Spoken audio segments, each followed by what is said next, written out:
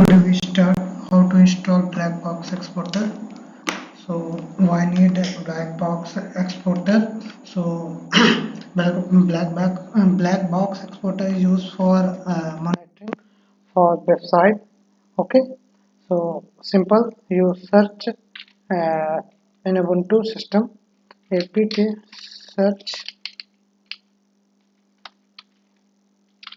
Okay, search black box space exporter.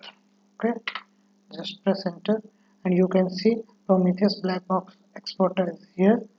Simple.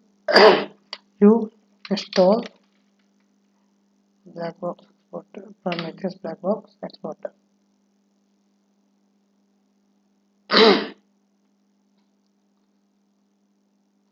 Any doubts? So please comment to me. Yeah, black box exporter is successfully download and install. You check service systemctl status Prometheus black box exporter. So it is running. Okay, so you can give a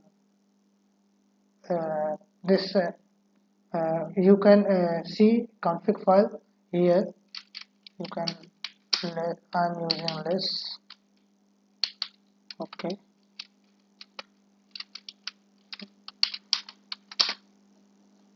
this is config file of